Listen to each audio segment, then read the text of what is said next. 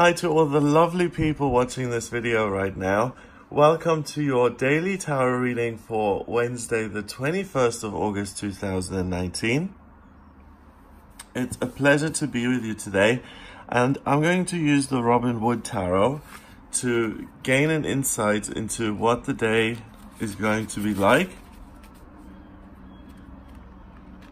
what you'll be working with on Wednesday, the 21st of August, and ultimately how you can make the most of the energy and you can get most out of the day instead of toiling in the difficulties and making things hard for yourself. Going against the stream, swimming against the stream, I should say. So let's have a look. Death. Death has appeared so much lately. It's really wonderful. Look at this. It's just like the Fool. The idea that's there before an idea. Death. The end. A journey in the middle of it. It's so wonderful. This is a really interesting spread because it's all about time. And it's all about different kind of dimensions and looking at things and loving things in a it's just okay. So let's break it down one by one. First of all, we have death. It's the 13th card of the major arcana. 1 and 3 is 4, and 4 is stability, security, and structure. It's like the emperor in the tarot. And the two things you can rely on in life are death and taxes. Death is in this red robe, and he's got this white flower. Death is part of balance on planet Earth. It's because we're passionate and we're spirit. We're spiritual beings having a human experience. We're on planet duality. So we see things from two angles. Something is either lovely or not lovely, good or bad. And death takes us out of that cycle and gives us freedom to get back into the unity of joy. Because you as a soul, as a spiritual being, you're infinite, you're timeless, you're immortal. You're never going anywhere.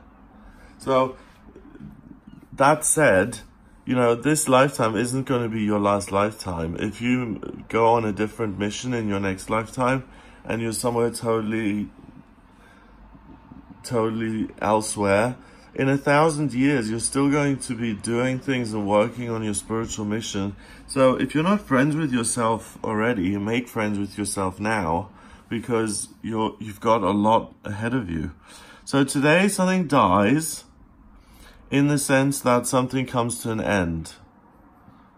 School's out for the summer.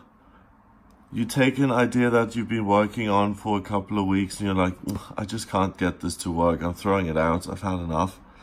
Or you start to look your age in the sense that your youth is gone and you start to see it reflected in your body. Or it's an end of a relationship, or the end of an abusive relationship. It can be the end of anger and being hooked in easily to be triggered and, what's that word called? Provoked. So we have negative things in our lives too. We have resentment and insecurity and envy of other people and their things. So all of those things can die as well. It's whatever you're focused on in terms of your feelings and spiritually what's occupying your mind. So think about what's been on your mind lately, really what's been going on, and what you want to end and what you want to move forward with. I mean, in my case, it's very easy right now. I close my eyes.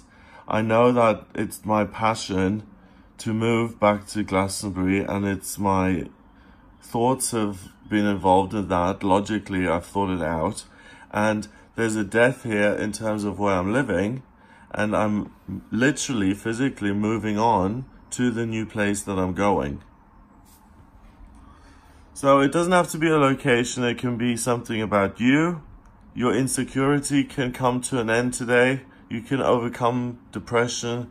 You can overcome hauntings, old wounds. You can really get over those things, put them to rest. I think that's what I would call death. Death is about rest and being at peace. And from peace comes a wonderful feeling of peace and calm. And whatever you start something with, that's what the energy is going to entail. If you start a business and you're just full of fear as soon as you start it, the business is always going to be full of fear. If you start a business and you feel guided into it and it's just like, oh, I feel so lucky, then you're always going to have that sense of I feel so lucky around your work. Now, the Six of Swords is someone traveling, moving, and he's got the swords on board. Swords represent thoughts and ideas, and he's also blindfolded. So what he's doing, he's trying to become a better person, and he's screwed up in the town that he's been in, and he's taking what he's learned, and he's moving to this star here under this rock, because he wants to improve and he wants to become a man. And he does geographical, so he leaves behind the things that didn't go so well. So what's problematic is that he fragments his life into different places, and shame starts to fill in the cracks. So if you're traveling because you can't face the people around you anymore because you've messed up so badly, then that's no reason to move. That's a prompt to make amends with people and to say, I'm sorry I said what I said, and I'm sorry I spread this rumor, or I'm sorry I did what I did. But you don't run away from it. If it's something that you're doing, if it's your behavior, if you're constantly being negative and getting into arguments with people, moving somewhere else isn't going to help you either.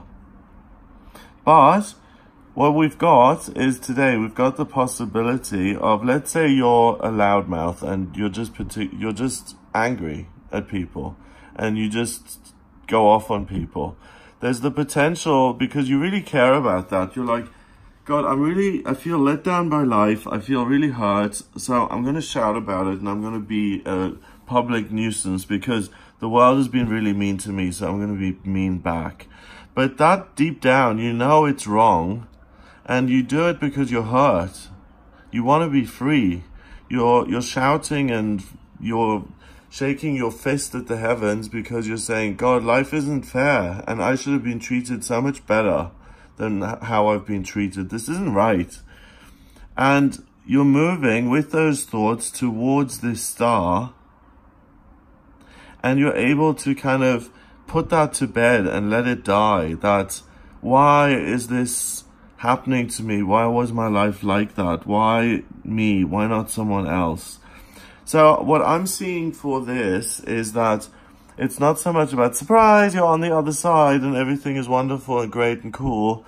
I really think that this person gets taken by the universe, that's why it's an outline, to their own star. This person is shown who they really are. And some of these negative swords, negative ways of thinking, like the anger, like the arrogance, like the bossiness, when the mask is taken off, this young man, he becomes the star that he is, and some of the negative qualities just disappear and become invisible, and some of his positive qualities, his tallness, his good looks, his ability to act and perform and entertain people, that becomes visible. And finally, we have the Fool, and the Fool is a whole new beginning. So we've got death, the total epitome of things ending, and then we have the Fool, the ultimate card that represents newness and discovering the world for who you are in it and what the world is about. And what's so great about this card is that it's not like the usual Six of Swords. There's no star in the Six of Swords usually. And what I love is that you're someone who's been alive for a while. I'm someone who's been alive for a while. But on this day, we can really say, wow, what really bothers me, or what really fills me with excitement when I overhear other people talking about it, and what makes me feel really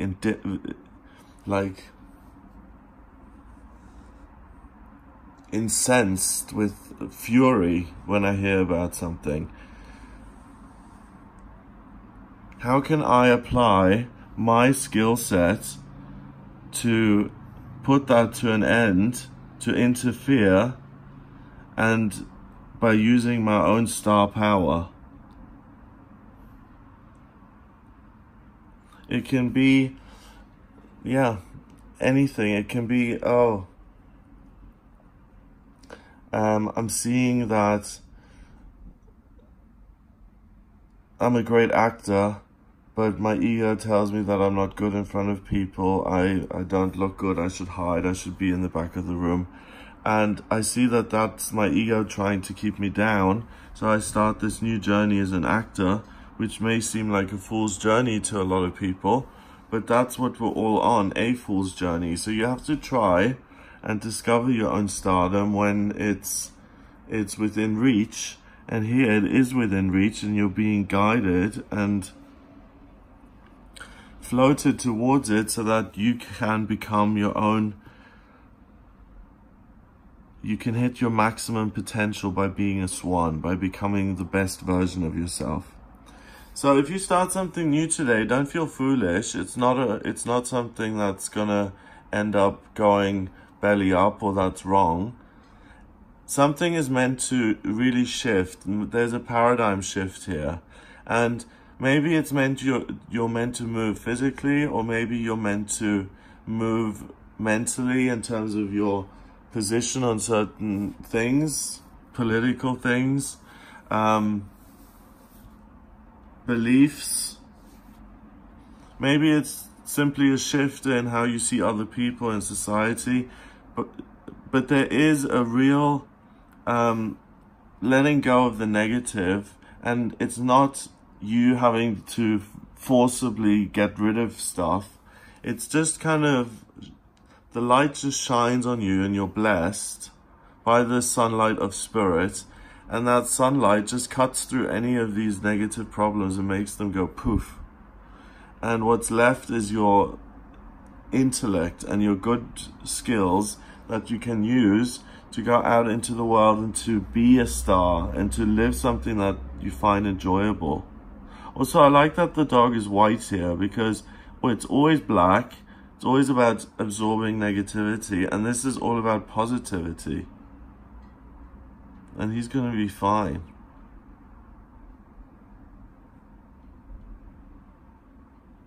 He's got a little rainbow flag there. He's got butterflies. He'll be able to just be carried down the cliff by the butterflies gently, and then he'll land on his on a mound of grass, and he'll pose and just be laid down very gently. It'll all look very glamorous and gorgeous.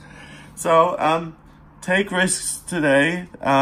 If there is an opportunity to start something new or fresh, or something totally out of left field and it seems very odd, go with it. It's meant to have new life. It's meant to move forward, and you're supposed to be involved in either an invisible or visible way, and it's going to help maximize what you're doing here on planet Earth. Because sometimes we need several things going to achieve what we're trying to achieve. It's not just I go to work. We're complex. We have several different things that need taken care of, and this exercise would take care of several things that you need to take care of in terms of personal development, spiritual growth. All of these things are involved on this day. So have a fabulous day. The numbers are 13 and 6 is 19. 1 and 9 is 10. 10 reduces to 1 in numerology, and 1 is about being the boss, being in charge. 1 in numerology is like Aries in astrology. It's about being the bull, charging your way through any obstacles and just bulldozing your way forward. And that's great because something is left behind and you're replacing it with an idea that's new and that's very positive for you at the end of the day, and that you can reach. So seize the day, carpe diem. Have a wonderful, wonderful Wednesday. If you would like a personal reading with me, please get in touch via my website. It's gregoryscott.com. Click on the readings tab to audio reading. If you'd like a